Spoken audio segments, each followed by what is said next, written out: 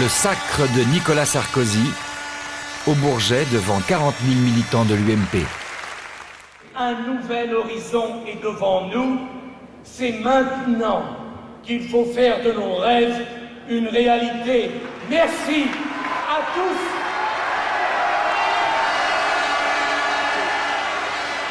L'histoire de cette marche triomphale, ça fait 3 mois qu'on la suit.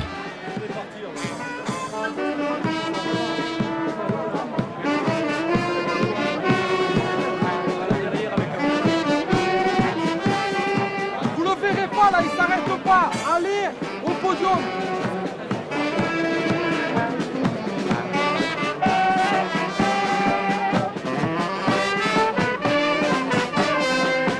Bonjour, vous attendez le Messie, non? Oui, bien sûr, on attend le Messie. Ah, c'est ça? Oui. C'est le nouveau Messie?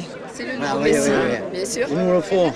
Et celui d'avant, le Messie d'avant, Juppé Non, moi je suis Sarko, je ne suis pas Juppé. Vous n'avez pas la popularité de Sarkozy. Ah oui, oui, on préfère Sarkozy. Mais Sarkozy, il était sifflé par les militants il y a quelques années encore.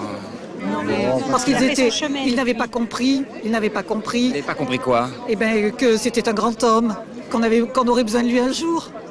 Mais pourquoi on sifflait? Parce qu'il avait trahi, c'est pour ça. Oui, parce qu'il était avec Balladur. Il avait trahi ça. C'est à Paris qu'on le dit, mais nous, à la base, on ne pensait pas pareil. On a besoin de lui maintenant. Oui, mais maintenant, il n'y a que lui de toute manière. Oui, oui, oui. Mais quand même trahir vraiment quelqu'un... Hein? On l'a oublié.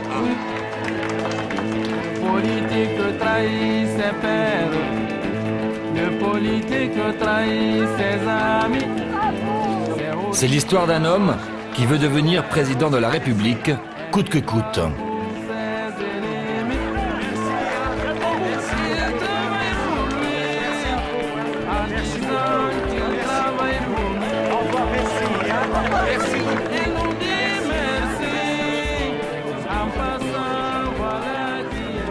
Il doit d'abord s'emparer du premier parti de la droite, l'UMP.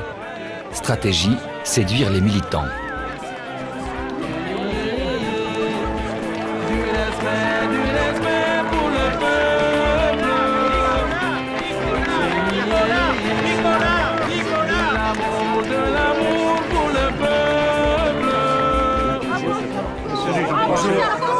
Vous allez bien? Et vous? Très bien. Vous êtes heureux là? Oui, très. Vous aimez bien cette admiration des gens qui sont autour de vous? J'aime les gens et ça me fait plaisir de les rencontrer. Et alors, quand on fait le métier qui est le mien, si on n'aime pas voir les gens, il faut faire un autre métier. Mon boulot, c'est de résoudre les problèmes des Français et pour ça, d'aller à leur rencontre, d'essayer de les écouter, de comprendre ce qu'ils souhaitent et de les voir. Ça ne me lasse pas. Je suis heureux comme ça. Là, vous êtes en campagne? C'est pas une question de campagne, j'aime ça. Ouais. Bon, mesdames et messieurs, mes chers amis, je voulais vous dire combien une nouvelle fois j'étais heureux d'être ici parmi vous, parce que il faut que je vous dise que j'ai pas oublié que dans ma vie politique, j'ai connu des périodes où j'avais moins d'amis, où j'étais moins applaudi. Eh bien, je vais vous dire, je n'en ai aucune amertume, bien au contraire, parce que c'est dans ces périodes-là qu'on comprend les erreurs que l'on fait et qu'on apprend à parler aux Français. J'ai besoin de vous. En effet, Sarko a besoin du peuple de droite. Les cadres de l'UMP ont longtemps essayé d'étouffer son ambition politique. Ce film, c'est un peu l'histoire d'un putsch démocratique.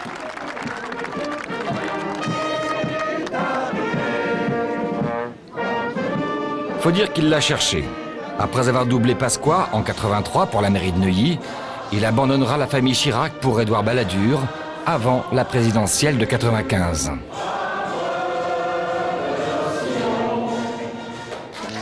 Alors si la question que vous me posez, est-ce que je préfère Édouard Balladur à Jacques Chirac? Je préfère Édouard Balladur. On est d'accord? Et là, il va se planter. Et plusieurs fois, il sera copieusement sifflé par son propre camp. Pendant 3 ans, Chirac ne lui adressera plus la parole. Et pourtant, il va se rendre indispensable en s'imposant comme une formidable machine à communiquer, libre et iconoclaste. Là, vous pouvez penser à autre chose qu'au ministère de l'Intérieur. Est-ce qu'il vous arrive à ce moment-là de penser à l'élection présidentielle? pas simplement quand je me rase. Il n'y a pas de différent entre le ministre des Finances et moi. Pour une raison simple, c'est que, notamment s'agissant de la dépense, je décide et il exécute. Je décide et il exécute. Le président de la République a dit ce qu'il pensait. C'est ainsi. Pour ma part, et dans l'intérêt de nous tous, je ne dirai pas un mot de plus. Les rapports entre les deux hommes sont exécrables. Vous voulez parler politique un petit peu, hein? Et pourtant, début septembre, ils font la paix. Sarko réussit là un bon coup. Il devient le candidat du président, inimaginable jusque-là. Pour comprendre, je vais à la rencontre d'un spécialiste des coups politiques. Jean-François Probst, depuis des années, fréquente les deux hommes et leur entourage de près. Exclu du RPR il y a quelques années, il a la parole libre. Il veut prendre la place de Jacques Chirac. Il le dit, en se rasant le matin, il veut prendre cette place. Qu'est-ce qui fait que ces deux bonhommes se mettent d'accord cet été? Asinus, asinum fecat. Asinus, asinum fecat. Qui se ressemble, s'assemble, en latin. Bernard Pons a dit, mais pourquoi dites-vous que Sarkozy aurait trahi? Il n'a fait que faire ce que Jacques Chirac a fait toute sa vie. C'est-à-dire que, sans se raser le matin, Chirac, en 1974, envisageait déjà un jour de devenir président de la République. Sans se raser le matin, Chirac envisageait qu'il valait mieux aider Giscard d'Estaing que Jacques Chaban-Delmas, dont il connaissait sûrement, peut-être pas la fille, mais l'épouse ou la cousine. Sans se raser le matin, Jacques Chirac a pris à la hussarde l'UDR. Jacques Chirac a fait à peu près ça toute sa vie, donc ils se connaissent, ils se comprennent. C'est pour ça que je dis, avec un peu de sourire ironique, Jacques Sarkozy et Nicolas Chirac. Il est loin d'être élu qu'il se comporte déjà en chef de l'UMP. Sur les courants, vous êtes d'accord? Il réorganise le parti du président à son avantage, tout en préservant la diversité du parti. Il rassemble les libéraux, les centristes et les gaullistes. L'UMP est dans un tel état qu'ils n'ont plus le choix. Je vais voir un gaulliste historique, un des derniers gardiens du temple. Il y a encore quelques années, 3-4 ans, il était sifflé dans les meetings du RPR. Les résurrections en politique prouvent que l'on a beaucoup de qualités. Confiance, vous avez confiance? Oui, toujours en confiance en quoi? Bah en lui. Oui? Oui. Oui, bien sûr. C'est pas un gaulliste, lui. Écoutez, le gaullisme, c'est de l'empirisme, c'est l'adaptation à des situations qui évoluent. Si vous restez avec des idées fixes, avec une idéologie du passé, alors vous êtes sûr de vous planter. Très bien. Merci, voilà. Monsieur Pandreau. Bon courage. Ouais. Est-ce que ça reste le parti du président, l'UMP? Ça reste le parti du président et ça sera le parti du président pour une raison simple, c'est qu'on ne peut pas séparer l'un et l'autre puisque et l'UMP sous l'égide du président de la République ont pris les mêmes engagements devant les Français pendant 5 ans. Donc se séparer n'a pas de sens, ça veut dire se renier sous une forme ou sous une autre. Parce que pour M. Sarkozy, c'est plus le parti du président. J'ai entendu le contraire, mais vous lui poserez la question. L'UMP, ce n'est pas le service d'un homme ou d'une élection. Moi, je n'ai pas vocation à vouloir construire le parti politique de Nicolas Sarkozy. Il ne s'agit pas d'organiser le parti de Nicolas Sarkozy après celui d'Alain Juppé ou de Jacques Chirac. Voilà ce qu'on attend de moi. Et voilà ce que je porterai en votre nom. Parce que si nous ne le faisons pas, nous perdrons. Il est malin, hein. Il est malin, évidemment qu'il est malin. Allez. Merci. Bonjour, Monsieur Sarkozy. Alors, la question des courants a été reportée. Bon, il est trop pressé pour me parler aujourd'hui. Alors, je vais voir l'actuel vice-président de l'UMP. Salut, Jean-Claude. Le numéro 2 sur le ticket Sarkozy. Un baron marseillais, ancien de l'UDF. Alors là, on est avec Monsieur Jean-Claude Gaudin, au Sénat. Il lit la presse du jour de Marseille. Et on va lui demander de nous parler de Monsieur Sarkozy. Parce qu'il va reprendre des responsabilités à l'UMP. Donc, du bien et du mal, hein, on attend. Hein, Monsieur Gaudin? Comment il est, ce bonhomme? L'homme, Sarkozy, aujourd'hui, d'abord, c'est un passionné de la vie politique. Et si vous n'êtes pas passionné, vous ne pouvez pas être leader. Il est passionné. Il a les capacités intellectuelles. Il a les capacités physiques. Il est entraîneur d'hommes et de femmes. Eh bien, et en plus, il s'ouvre d'une manière beaucoup plus importante que les autres leaders de la droite traditionnelle, dans laquelle je me mets d'ailleurs moi-même. Bon, cet homme, moi, il fait son boulot toute la journée. Bon, il arrive le soir, il sort, il va au théâtre, il va voir des chanteurs, il a des amitiés, il va courir une course cycliste avec Virenque. Bon, voilà un type qui fait des choses que nous n'avions pas tellement l'habitude de faire. Oui, il y en avait quelques-uns qui faisaient du jogging. Mais c'est pas du spectacle. C'est pas du spectacle, ça. En tout cas, il le fait. Il le fait et ça plaît. Nous sommes à Bourges. Sarko tient son deuxième meeting de campagne. Et il y a une petite manif anti-Sarko. Une petite manif. Ouais, enfin, ça va péter. Excusez-moi, il n'y a pas grand monde, hein, monsieur. Mais non, mais c'est le temps, c'est la pluie, c'est à cause de la météo nationale qu'il n'y a personne. À l'entrée de la salle, par contre, il y a foule. Et pour chaque réunion publique du candidat Sarkozy, il y aura tellement de monde qu'il a fallu appliquer de nouvelles mesures de sécurité. Monsieur, pourquoi il y a une barrière noire, là ? Eh bien, écoutez, c'est les services de sécurité, tout simplement. Je crois que, heureusement, la couleur noire atténue complètement cet équipement qui est maintenant la règle dans toutes les réunions. Alors, c'est comme ça. Mais il y a une séparation, donc, là, entre le... Alors, non, ici, c'est les huiles. On met les huiles, ici. Absolument pas. La preuve, regardez, vous avez là un groupe de sourds-muets qui ne peuvent pas être considérés vraiment comme des huiles, ni même des privilégiés de la société. Ouais. Ils sont là, et ça permet de les installer commodément. Bonjour. Et si vous voulez bien, l'interprète va venir vous expliquer pourquoi ils sont là et qui leur a donné l'idée de venir. Bonjour madame, je suis journaliste à Canal+. Oui. Et j'aurais aimé... on fait une enquête sur l'UMP. Voilà. Et on voudrait savoir ce que les gens pensent de M. Sarkozy, de ce qu'il a dans sa tête. D'ailleurs, comment on fait Sarkozy? Comment vous dites Sarkozy, vous? Ils vont vous le dire. Ici, dans le Cher, on ne sait pas. On ne connaît pas ce signe-là. On ne peut pas dire Sarkozy.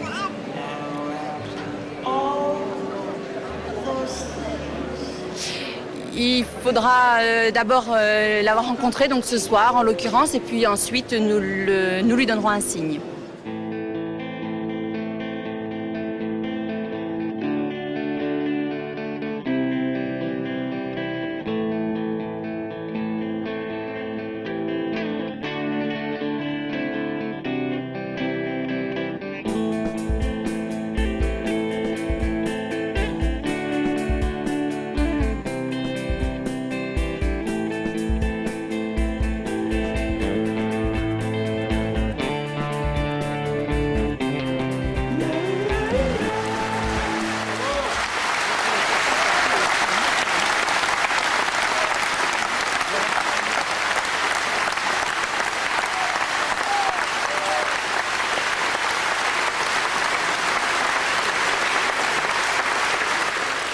C'est les sourds, merci, l'association des sourds.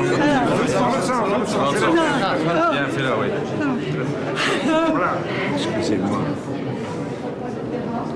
Comment ils disent, M. Sarkozy? Quel est le signe qu'ils ont trouvé? Voilà, Sarkozy comme ça, donc le sourcil épais qui remonte un peu, voilà. C'est quoi le signe pour Alain Juppé? Juppé. C'était la jupe. La jupe. Ah oui, oui, d'accord. Et Balladur, voilà. Balladur, c'est le double menton, triple menton. Et Jacques Chirac, comment on dit Jacques Chirac? C'est le nez d'abord, le nez, et puis les signes en V, puisqu'on les voyait on le voyait dans les guignols notamment. Et Raffarin, c'est son nez. Raffarin, c'est le nez cassé, voilà. Et ce qu'il dit, M. Sarkozy, son discours, son idéologie, c'est quoi? C'est la droiture, c'est plus d'ouverture. Non, mais je trouvais au contraire qu'il était très ouvert. Il a demandé aux gens de s'investir, de venir dans son parti. Mais en même temps, en suivant une ligne directe, c'est voilà, c'est à peu près l'image que l'on a, le résumé qu'on peut en faire. Je vous remercie. Merci beaucoup. Sarkozy sait se faire comprendre de tous. À 2 mois du scrutin, l'immense majorité des militants lui est déjà acquise. C'est par cartons entiers qu'il fait parvenir ses parrainages à l'UMP. Car pour être candidat, il faut avant tout réunir 3400 signatures de soutien, moins de 3% des 134 000 adhérents. C'est donc la course au parrainage. Pour l'instant, il y a 8 candidats à la candidature. 2004, Sarkozy. Le tout se fait sous contrôle d'huissier. 13 135. 13 135. Exactement. Exactement. Sachant qu'on aura l'occasion de vous en ramener, puisque ça arrive par centaines la semaine prochaine, avant la date de limite du 15. Vous savez que seuls nous suffisent 3400. Je sais que vous avez besoin de 3400, mais je crois qu'ici, il y a de toute façon une liste. Nous, effectivement, on comptabiliserons la totalité sur les instructions que j'ai reçues. Donc nous allons vérifier ce que vous avez amené. Voilà. OK. Merci. Nicolas Sarkozy obtiendra 34 000 parrainages. Il va donc de fait assécher le marché. Seuls 2 députés UMP peuvent espérer rassembler les 3400. Christine Boutin, la catho-sociale, et le souverainiste Nicolas Dupont-Aignan. Ben justement, le voici, et il cherche des parrainages. Il s'est engagé à 200. J'ai vu Jean-Pierre Le Poulain hier. Donc je lui ai dit qu'il se secoue les fesses. Non. Yveline, j'ai eu Miard au téléphone. Oui. Donc il m'a dit qu'il m'en envoyait. Essonne, moi j'ai dit à François 500. C'est mon département, il y a intérêt. Et Val-de-Marne. Val-de-Marne, c'est verrouillé. Hein. Val-de-Marne, c'est très verrouillé. C'est par qui? Un blocage de l'UMP. En revanche, ils assistent. Alors attends, je vais te dire. Val-de-Marne, ils verrouillaient pour Juppé, maintenant ils verrouillent pour Sarkozy. C'est dans les. En revanche, il y a une réunion le 9. Vous risquez de ne pas être candidat ou vous pensez que vous allez avoir vos parrainages? Je vais vous dire, j'en sais absolument rien. Ouais. Moi, j'ai déjà été candidat. J'ai eu 8000 voix. Là, j'ai près de 3000 parrainages. Donc, je pense que j'ai fait mes preuves. Il y a 2 ans, c'est ça? Il y a 2 ans. Ouais. La vraie question, c'est de savoir si la droite est capable d'avoir un parti démocratique ou si elle est incapable de gérer sa diversité. Et ça, on a toujours eu énormément de mal à droite. Donc, est-ce que l'UMP sera un vrai parti où il peut y avoir plusieurs candidats au premier tour, ce qui n'empêche pas de se rassembler au second? Et c'est pas un crime de lèse-majesté d'être candidat face à Nicolas Sarkozy? Ou est-ce qu'au contraire, tous aux abris pour que Nicolas Sarkozy soit le roi de Prusse? Voilà, c'est ça la vraie question. Bonjour. Bonjour la Boutin. Comment ça va, le père? Bien et vous? Ça va bien, oui, ça va bien. Bonjour. Le candidat qui mène la course en tête espère-t-il être le seul en lice? En tout cas, il ne fera rien pour aider ses petits camarades. Pas très fair-play pour un démocrate qui se veut exemplaire. On dirait même que ça l'amuse. Tu vas pouvoir le faire? Regardez, Sarkozy avec Tom Cruise. Oui, Tom Cruise, porte-parole de la secte de la Scientologie. Je ne suis pas sûre que ce soit obligatoirement un très bon exemple. Oh, bah vous êtes porte-parole de la secte du Vatican aussi. Hein. C'est pas du tout la même chose. C'est une secte qui a réussi, mais les scientologues aussi réussissent. Oui, ça vous énerve de le voir partout dans tous les journaux ou pas? Oui, c'est vrai qu'il y a une espèce de sarcomania. Je pense que pour lui, il est peut-être content, mais je pense qu'il y a un moment où ça doit commencer à l'agacer. Mais moi, ça m'agace aussi un peu, oui. Ouais. Comme beaucoup de Français aussi. Parce qu'il y a un moment où il faut savoir garder raison et modération. Mais actuellement, il y a une passion Sarkozy, ça c'est clair. C'est-à-dire qu'il y a des gens qui vous aiment bien et qui vous disent « mais je peux pas voter pour toi ». Ah oui, bah ça c'est clair. Ah, bon? Ah bah oui, il y en a beaucoup. Parce que je pense à... J'ai même eu, si vous voulez, des contacts avec des parlementaires, puisque au mois de juillet, j'ai essayé de réfléchir à mon triumvirat. Et j'avais contacté des parlementaires qui se sont rétractés parce qu'ils ont eu des pressions. Donc c'est quand même énorme. Enfin, c'est quoi comme pression? C'est amical, non? Oui, c'est des pressions. Ouais. Justement, c'est des pressions. C'est quoi? Bah, c'est... non, il faut aller avec Sarkozy parce que c'est lui qui va gagner. Le phénomène Sarkozy est inédit dans la politique française. L'homme irrite ou fascine, en tout cas, il intéresse. Avec lui, c'est le coup d'éclat permanent. Une image tellement forte qu'elle inspire certains jeunes militants de l'UMP. Alexandre Tolinky a 17 ans. Depuis l'âge de 13 ans, il milite au RPR. Pour lui, Sarkozy, c'est le modèle. D'ailleurs, Alexandre se présente à la présidence de l'UMP, section jeune. À la ligne, je fustige la jupéomania dégradante de l'équipe sortante actuelle. Donc là, en fait, on fait des petites phrases entre les deux pour bien que niveau com, ça sorte bien.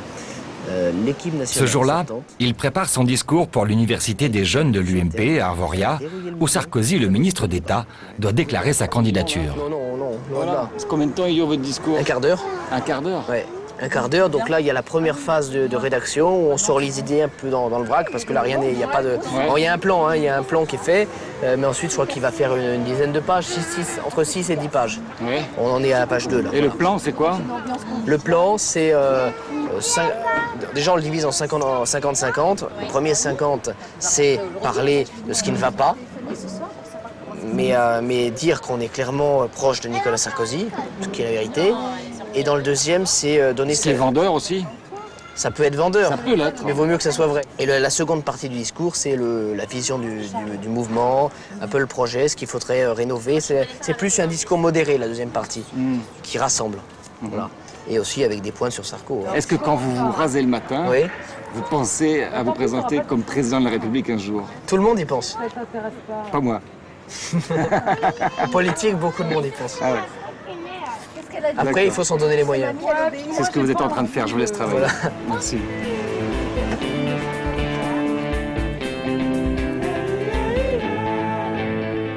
Deux jours plus tard, nous sommes à 1800 mètres d'altitude, à Arvoria. Le ministre des Finances arrive en hélicoptère. Ça fait de belles images. Et là, comme d'habitude, il innove. En France, jusque-là, les politiques préservaient leurs enfants. Sarko brise le tabou et présente régulièrement, outre sa femme, son fils Louis aux caméras. Des pratiques importées des États-Unis. On parle Tour de France.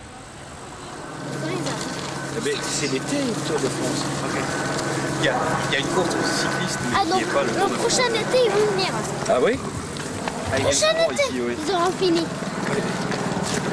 Prochain été, ils auront fini. Je veux dire bonjour. Voilà, la séquence enfant est terminée. Merci à tous de votre présence. Le problème, c'est que les mômes, c'est parfois collant. Bonjour. Quand ils seront arrivés, j'aurai déjà 8 ans. Merci à vous. Papa, quand tu seras arrivé, Merci. Bonjour. Bonjour. Où est-ce qu'on va là? Ben, on va faire une autre image. Celui qui veut prendre la tête de l'UMP doit se mettre les jeunes dans la poche. C'est eux qui collent les affiches et qui font l'ambiance lors des meetings. Et jusque-là, la majorité d'entre eux ne juraient que par Alain Juppé.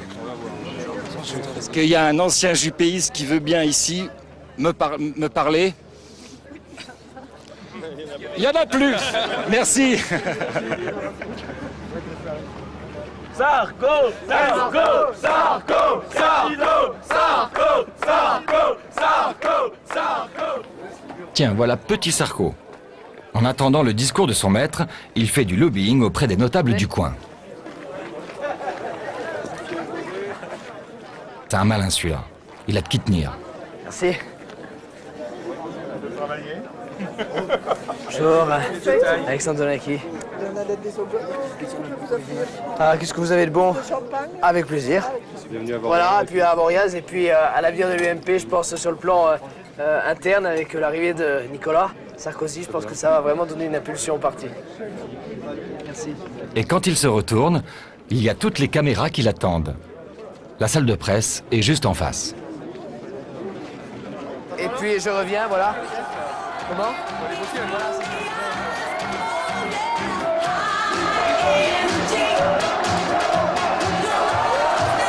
Le grand Sarko annonce une profonde réforme du parti.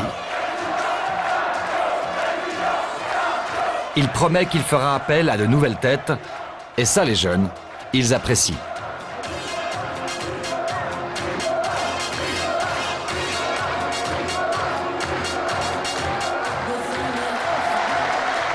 Si vous me portez à la présidence de notre mouvement, je confierai des responsabilités à celles et ceux d'entre vous qui le désirent le plus.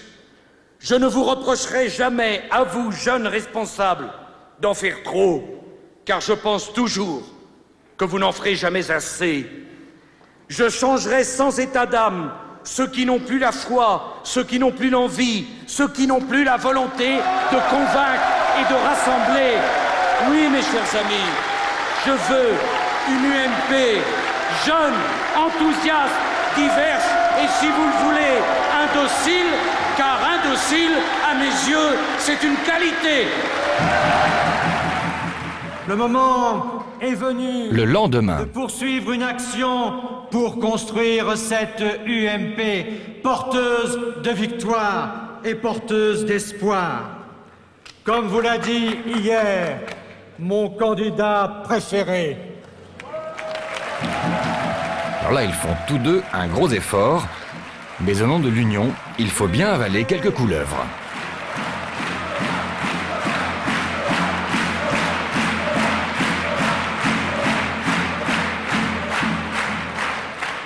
Je vois qu'on a le même. Monsieur le Premier ministre, c'est dur de vous parler, je vous ai là. Qu'est-ce qui s'est passé? L'Union. Mais qu'est-ce dans votre tête, qu'est-ce qui s'est passé? Comment vous l'avez fait? L'Union. Oui, mais comment on y arrive? Parce qu'on se dispute. Moi, l'Union, elle est dans mes gènes. Ouais, enfin, la veille, le candidat n'a pas prononcé le nom du Premier ministre une seule fois. J'ai une dernière question à vous poser, monsieur le Premier ministre. C'est votre candidat préféré? C'est mon candidat préféré. Pourquoi? Pardon? Excusez-moi, c'est le candidat de l'Union. Hier, il n'a pas parlé de vous du tout. Il n'a pas prononcé votre nom, monsieur Raffarin. Je ne suis pas égocentrique. Ouais, mais enfin, c'est pas sympa de sa part. L'Union, c'est l'Union. C'est dur. Non, c'est un bonheur, l'Union. Oui, quand ça marche. Ben là, ça marche. Jusqu'à quand? Tu parles d'un bonheur. Malgré l'union affichée, c'est bien la guerre. Après avoir séduit les jeunes, le prochain objectif de Nicolas Sarkozy, qui préfère épargner Chirac pour l'instant, c'est d'isoler le Premier ministre. Raffarin tente de réagir en annonçant le budget 2005, 2 jours avant son ministre de l'économie.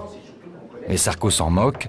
Derrière la porte de la commission des finances, il présente avec fougue son premier et dernier budget. On sent qu'il veut tirer la couverture à lui, et on sent que Raffarin, il veut dire ouais, mais moi j'existe encore. Qu'est-ce que vous en pensez de cette bagarre? Parce qu'il s'ignore, et surtout Sarkozy ignore Raffarin. À la course de tirer la couverture à soi, tout le monde perdra face à Nicolas Sarkozy, ça c'est clair. Raffarin compris. Ouais. Donc je crois qu'il ne faut pas jouer à cette course-là avec Sarko. Monsieur Emmanueli, on a entendu votre voix. Non. Pareil, vous avez beaucoup interrompu M. Sarkozy. Je n'ai pas interrompu M. Sarkozy. Ce qu'on nous a dit en sortant. Je lui ai simplement fait observer que nous n'étions pas dans un meeting de l'UMP, mais à la commission des finances. Parce qu'il y a une façon de présenter les choses qui ressemble davantage à un meeting public qu'à une réunion en commission des finances. C'est son caractère. Oui, il est vraiment très content de lui, oui. Ouais. Très content de lui, et ça ne s'arrange pas. Mais avec son talent habituel, le ministre nous a présenté des mesures qui vont encore privilégier les gens qui ont les coffres forts pleins, n'est-ce pas? Il est juste derrière vous. Il est juste derrière. Mais justement, voilà un beau débat. Pourquoi augmenter les subventions pour financer les domestiques? Pourquoi, M. Sarkozy? Augmenter les prélèvements, par exemple la CSG. C'est votre budget ou c'est celui du gouvernement? C'est celui du gouvernement. C'est celui du Premier ministre alors? À ce moment, Sarkozy a encore 1 mois et demi à tenir dans son bureau de Bercy. Il refuse de m'y rencontrer, mais j'ai un autre rendez-vous. Le bureau de Nicolas est au 6e étage. 6e. Et vous? Au 5e. Ah non, un petit peu au dessous. C'est normal. Ouais. Quelqu'un de moins médiatique, le ministre du Budget. C'est un ami intime de Raffarin. Il a été placé là un peu pour surveiller le bouillant ministre d'État. Il ne va pas nous dire du mal de son patron, mais il nous explique comment son arrivée à la tête de l'UMP pourrait compliquer la donne politique. Non, c'est M. Charras, c'est le bureau de 3. M. Charras était là, oui. M. Charras était là. Bon, il a piqué ça au Sénat, non? Ah non, ça vient des Tuileries. Bah, c'était au Louvre. Mettez-vous là. Ouais. Eh bien, très bien. Monsieur Sarkozy va être leader de la majorité au Parlement. D'une certaine manière, selon les institutions de la Ve République, il peut s'opposer à l'action du gouvernement s'il le veut. Non, on va entrer dans ça va être compliqué. Non, on va entrer dans un quadrilatère qui est inédit sous la Ve République. Le président, le Premier ministre qui tient sa légitimité du président et du groupe parlementaire de l'UMP à l'Assemblée nationale, et le parti avec à sa tête une forte personnalité. Oui. Donc tout l'enjeu et tout le talent politique des uns des autres sera de faire fonctionner ce quadrilatère, qu'il y ait 4 coins et qu'il n'y ait personne au coin. C'est compliqué. Ça ne sera pas facile. Hein? Bon, j'y vais. L'offensive contre le Premier ministre continue auprès du groupe parlementaire de l'UMP, 361 élus à l'Assemblée nationale. Une étape importante pour Nicolas Sarkozy. Quand il ne sera plus ministre, il devrait se retrouver à la tête de ses députés, face au gouvernement. Les voilà au premier rang. Tous savent qu'il pourra leur mettre des bâtons dans les roues. Une forme de nouvelle cohabitation. Vous votez Sarkozy, vous? Ouais, de toute façon... vous êtes militant UMP, ouais. Vous votez donc? Bien sûr. Bonjour. Bien sûr, avec plaisir. Bonjour Philippe. Ah, Jacques, il faut faire attention.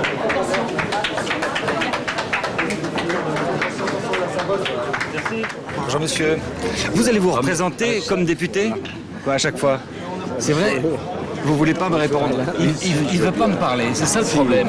Je voulais lui demander s'il voulait se présenter comme député. Et en fait, il veut se présenter, donc ça va changer en fait la donne à l'Assemblée nationale, puisque les députés de l'UMP vont pouvoir, d'une certaine manière, contrôler le gouvernement. Mes chers amis, il faut mettre de la passion, il faut mettre de la vie, il faut mettre de la force dans nos échanges. C'est seulement comme cela que nous susciterons l'intérêt des Français et que nous rencontrerons leur adhésion. Par parenthèse, c'est comme cela également que nous rendrons plus intéressant le mandat de député, dont je rappelle qu'il n'est pas une machine à voter, condamnée à applaudir ou à se taire, quelle que soit par ailleurs la qualité du ministre qui s'exprime.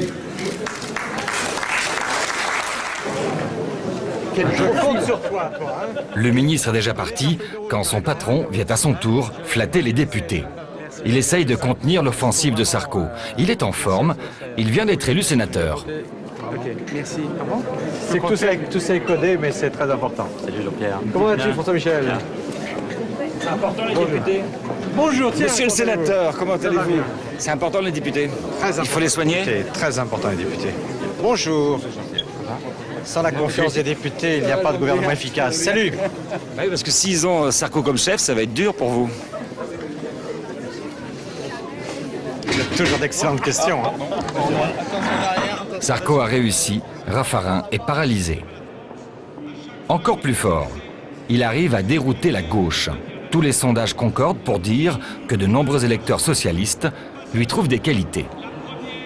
Allez donc demander aux habitants de Sangatte si c'était si facile de fermer Sangatte alors que les socialistes, Martine Aubry en tête, n'avaient rien fait. Vous trouvez qu'il travaille bien, monsieur Sarkozy?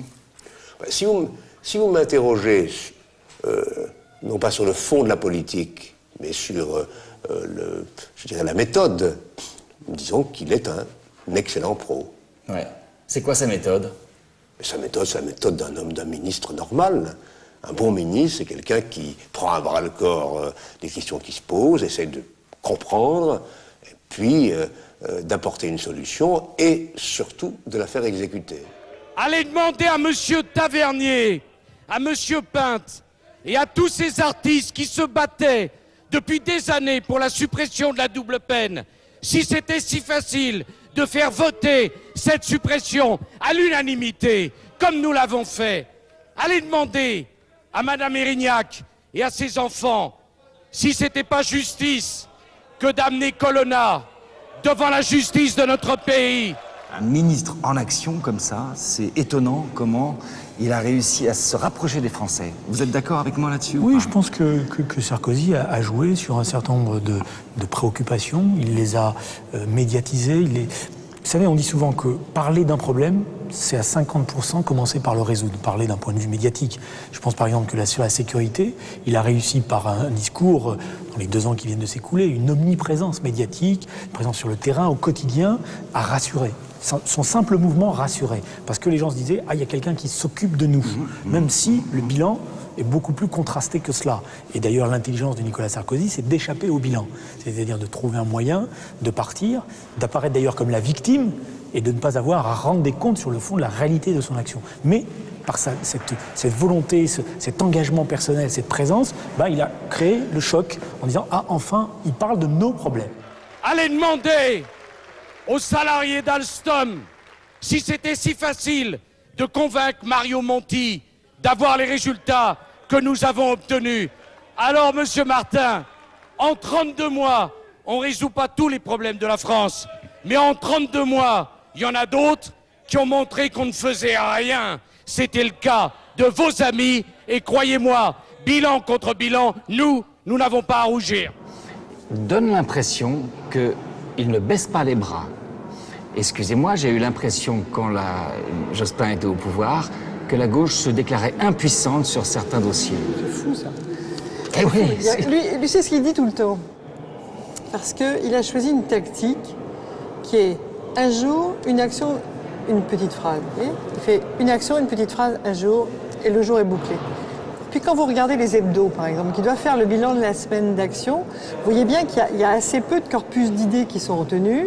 Alors on parle de son sens de la séduction, de son volontarisme, de sa détermination, etc. Il y a beaucoup de mots comme ça, et quand vous regardez, est-ce qu'il y a quelque chose derrière? Alors, détermination à quoi? Volontarisme pour quoi faire?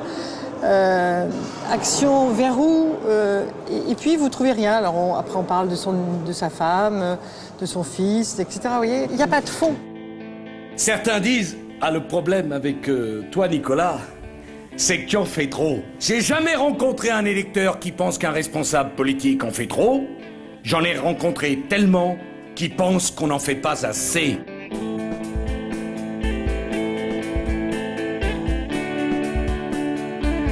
Quand je pars avec lui, il trouve que je mange trop dans l'avion. Bon, et moi je trouve qu'il mange pas assez. C'est un défaut. Il boit pas, il fume pas. Ouais. Bon, voilà. Ben écoutez, ce sont des qualités, ça, non? Allez. J'ai rendez-vous avec M. Méniry, il va me parler de M. Sarkozy. C'est un rendez-vous vraiment à la seconde. Il est emmerdant, hein. Non, mais... Oui, je le connais bien. Il m'embête. Non, mais donc, il va me parler des défauts de M. Sarkozy. Voilà, c'est une promesse. Pour 2 minutes, donc c'est bon. Voilà. Vous les connaissez, les défauts? Il y en a à peine pour 1 seconde, même, donc on va pouvoir... Je vous le rends tout à l'heure. Venez, M. Méniry. Allez, venez. Regarde, ça va être politique, Mais je te... Oui. Alors, vous avez eu un café, non? Non. Alors, vous me dites, est-ce qu'il a des faiblesses? Je les cherche. Je pense il va pas me faire le coup quand même, M. Méniry. L'homme doit beaucoup écouter. Oui. Parce que c'est une vertu. L'homme sait écouter.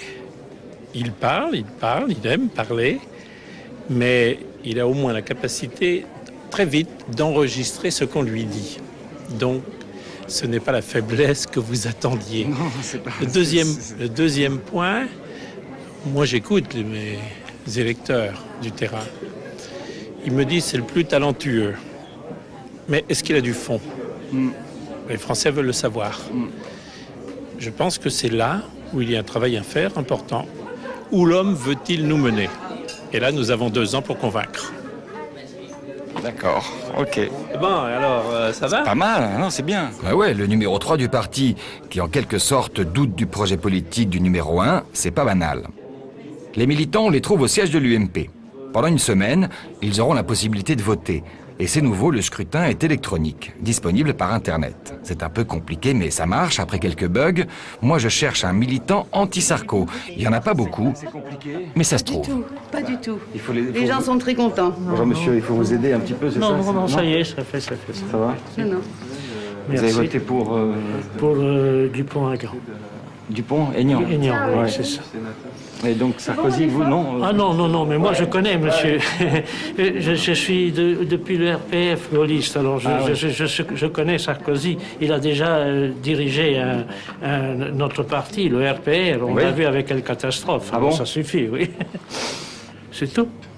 Et là, il réussit plein de choses quand même au gouvernement. Mais il ne réussit rien du tout, monsieur. Alors, qu'est-ce qu'il a réussi des clopinettes? Le même jour, Nicolas vient voter. Il dit bonjour à tout le monde. Comment vas-tu? Je lui poserai une question, mais un peu plus tard. Bonjour à tous. Il y a 3 candidats, Christine et les 2 Nicolas. Voilà, et là je fais quoi? Une erreur a eu lieu, je fais quoi? Vous avez voté pour quel Nicolas? Ben écoutez, vraiment, je vais vous dire que je crains d'avoir voté pour moi. Bon, il a voté pour lui, mais pour quel projet? Il faut que l'UMP redevienne une force de proposition, une force d'entraînement, une dynamique au service de la France. Je vais même vous dire quelque chose, j'ai hâte que ça commence. C'est une collection d'idées. Est-ce qu'il y a une idéologie qui sous-tend tout ça? Est-ce qu'il y a un projet? Parce qu'on ne sait pas vers où vous nous amenez. Eh bien, adhérez, puis on le verra. Non, ça, c'est pas possible. Vous avez besoin de marquer les esprits le 28, c'est ça? Il faut adhérer. Merci à tous. Au 28, hein? Parce que les dames qui tiennent le bureau de elles sont là sur la droite. Alors je vous pose la question, parce que je cherche à comprendre l'idéologie de monsieur Sarkozy. Vous lui en parlez directement? Oui, mais on a du mal, il répond pas, il dit qu'il faut que j'adhère. C'est d'ailleurs une de ses qualités, il répond toujours. Ah, bah, pas à moi en ce moment. Pardon? Ah, c'est ça, je suis moins dans la ligne. En fait, ça fait plusieurs fois que je lui pose la question. Il n'a pas envie d'y répondre. Pourtant, il y a quelques années, c'était clair. Il était résolument à droite, d'inspiration libérale. Jeune militant au RPR, il n'était ni gaulliste ni social. À Perpignan, oui. Et problème aujourd'hui, c'est qu'on n'arrive pas à dégager la vision globale de l'homme qui prétend un jour gouverner la France. Pourtant, il reconnaît qu'il faut une doctrine. Je souhaite qu'avec mes amis, nous rebâtissions un corps de doctrine. Il nous faut, mes chers amis, engager une véritable refondation doctrinale. C'est toute la droite en Europe qui doit penser à se doter d'une cohérence doctrinale renouvelée. Depuis 6 mois, j'ai écouté presque tous les discours du candidat. Ce qu'il veut, par-dessus tout, c'est réhabiliter l'action politique. Depuis le temps qu'on dit aux Français, on n'y peut rien. Il n'y a rien à faire. Il n'y a rien à faire sur le chômage. Rien sur rien. Il n'y avait rien à faire sur les délocalisations, souvenez-vous. On ne pouvait rien sur l'insécurité. Et qu'est-ce que je veux faire? Je veux que vous compreniez qu'il y a toujours quelque chose à faire. Il a du talent. Mais la politique, pourquoi faire? Quel projet? Et là, toujours, le candidat entretient le flou politique. Ainsi, pour les uns, c'est clair. Je serai un libéral. Il n'y a pas une politique économique de gauche, une politique économique de droite. Il y a celle qui marche, et il y a celle qui ne marche pas. Pour les autres, c'est clair. Je suis devenu un colbertiste. J'essaye de trouver des solutions concrètes, pragmatiques. Moi, je ne suis pas un idéologue. J'essaye d'être un pragmatique. Mais c'est pas une idéologie, le pragmatisme. Si, parce que en politique, il faut pas être idéologique au sens propre du terme. Le pragmatisme, c'est faire ce qui plaît à un moment donné, ou faire ce qu'on peut à un moment donné, mais on ne sait pas où on va en fait. On ne sait pas où il va nous amener, ce garçon. Le pragmatisme, à mes yeux, c'est pas de faire ce qui plaît aux gens, c'est de faire ce que les gens attendent. C'est différent à mes yeux. Voilà. Ici, au siège de l'UMP, le candidat s'intéresse plutôt à la préparation du congrès qui doit faire événement. Je te remercie parce que tu fais un travail remarquable. Et en sortant, le déjà président tombe sur l'autre Nicolas, celui qui a déjà perdu. J'allais voter, tu suis désolé. Je pensais que tu passais plus tôt.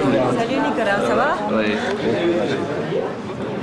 Bon, bon courage Nicolas. Oui, moi il m'en faut. Allez, salut. Pourquoi il salut bientôt. Donc lui il a besoin de moins de courage. Il a besoin de moins de voix que moi il m'en faut. Une autre candidate ne se fait aucune illusion, c'est Christine Boutin. Sarko, elle ne veut plus en parler. En revanche, son jeune colistier a des choses à dire. Il n'a pas aimé une rencontre avec Sarkozy, et c'est pour ça qu'il est avec Boutin. Pourquoi vous n'êtes pas avec Nicolas Sarkozy? Il est quand même plus moderne que Boutin. J'ai été marqué un peu au fer rouge il y a quelques années. Je faisais partie de l'école des cadres du RPR, qui était toute une année de formation donnée pour une centaine de jeunes militants que le RPR voulait booster et puis former. Et je me souviens d'une conférence inaugurale de Nicolas Sarkozy pendant 2-3 heures, où pendant donc, tout ce temps, il nous a parlé sur le thème « Comment est-ce qu'on prend le pouvoir ?» Ce qui est une question d'efficacité politique, donc tant mieux qu'on puisse en parler. Le souvenir que j'en ai, c'est que la salle était partagée, 50% étaient totalement acquis. Et les autres 50% dans lesquels j'étais étaient glacés, c'est-à-dire que certes il avait son dynamisme qu'on lui connaît encore aujourd'hui, mais à aucun moment il n'a évoqué le fait que cette action et cette prise de pouvoir c'était pour défendre des convictions, pour agir pour son pays et pour autre chose qu'un souci, une ambition personnelle. Le self-made man va gagner comme un battleur, grâce à son talent et surtout son énergie. High Energy, un standard disco comme hymne de campagne.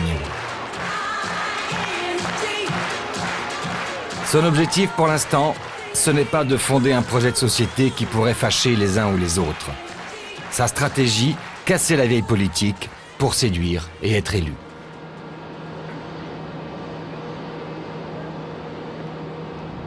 On le retrouve sur un déplacement officiel au chantier de l'Atlantique. C'est le ministre d'État qui se déplace. Celui qui peut se vanter d'avoir ressuscité les chantiers en sauvant Alstom. Il vient baptiser un bateau, il en est fier, mais il sait qu'il faudra en construire d'autres. Et dans quelques jours, il quitte l'action pour le politique. On n'en fait pas assez les bateaux. Comment vous allez faire pour qu'on en fasse plus? Je vais me battre. Comme d'habitude, se battre. Oui, vous connaissez un autre moyen, vous en sortir et de réussir? Pardon. L'appeler énergie, franchement, le jour où je viens sur le chantier de l'Atlantique, ça me plaît beaucoup. Parce que voyez-vous, je pense que la France a besoin d'énergie. C'est peut-être ce qu'elle a besoin le plus, notre pays, d'énergie.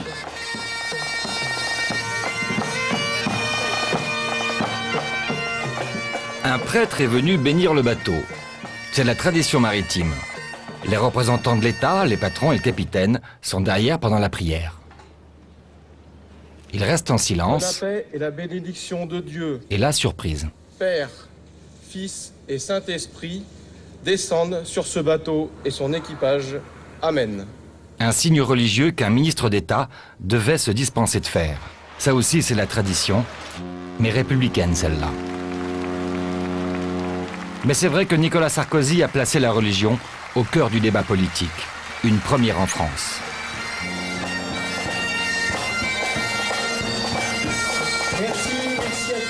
Où veut-il nous mener? Vers notre bien-être? Vers la vérité? Vers Dieu?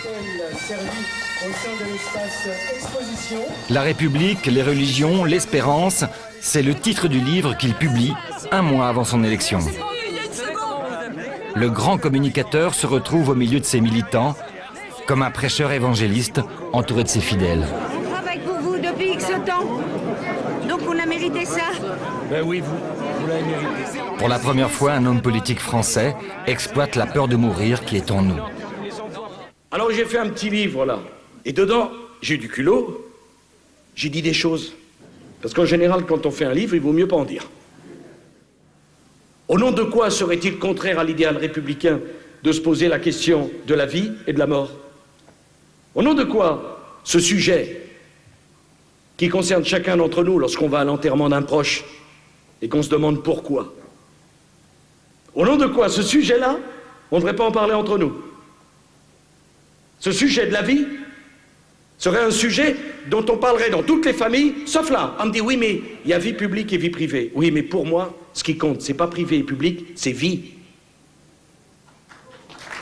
Et Sarkozy veut revoir la loi de 1905 qui a séparé l'Église et l'État pour financer les lieux de culte musulmans. Vous le savez, moi je ne veux pas d'un islam en France. parce que je préfère un islam d'offense. Sarko le Cateau prône toujours la discrimination positive en faveur des minorités. C'est courageux. Mais problème, pour lui, qu'on soit croyant ou athée, on est toujours soit juif, soit chrétien, soit musulman. Comme la toute nouvelle sénatrice Bariza Chiari. D'ailleurs, madame la sénatrice, comment faudrait-il vous appeler? Les Arabes? Ah bon? Que faire des Turcs? Et que faire des musulmans d'Afrique noire? Et que faire des Berbères? Il faudrait nous appeler comment? Les enfants de l'immigration? Mais pourquoi on ne m'appelle pas un enfant de l'immigration, moi? Nicolas Sarkozy, dans son propos, dans le petit discours qu'il a fait, en me regardant, me dit comment voulez-vous qu'on vous appelle? Madame la sénatrice musulmane? Mais non, je ne suis pas Madame la sénatrice musulmane, je suis sénatrice, point. Qu'est-ce qui poursuit M. Sarkozy, selon vous? M. Sarkozy pense que les musulmans vont être l'apport essentiel à un succès aux prochaines élections. Il le pense sincèrement. Et il fait tout pour attirer les musulmans de France dans son camp, vers lui. Et il fait comme M. Bush? Il fait du sur-Bush. Libéralisme et religiosité. Il pense que ce sont les clés pour réussir en 2007. Bonsoir.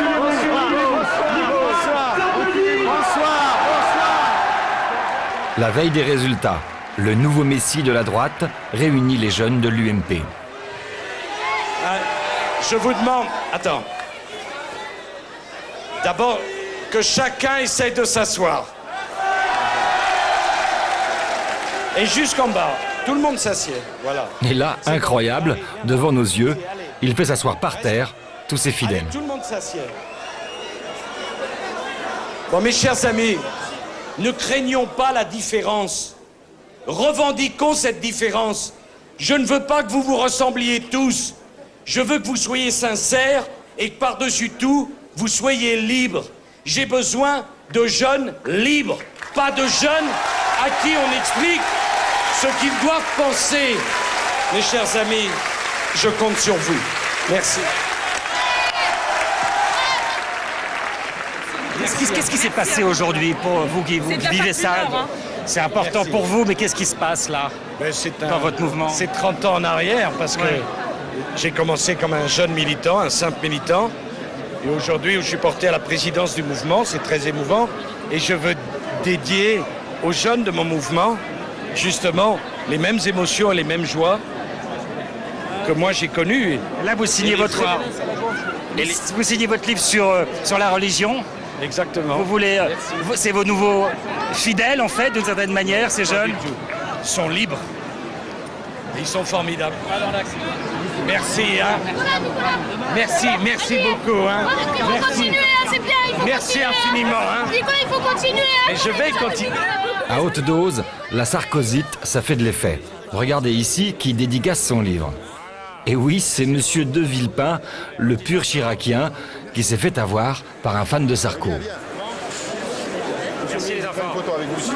Allez-y. Allez, où il est l'artiste là? Hey, Enfin, le voilà. Son jour de gloire est arrivé. 85% des militants derrière lui.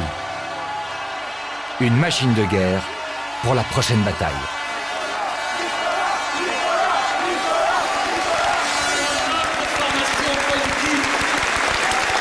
Il n'y a pas de droit, il y a du devoir, et il y a le mérite, et il y a le travail, et il y aura la récompense. Voilà.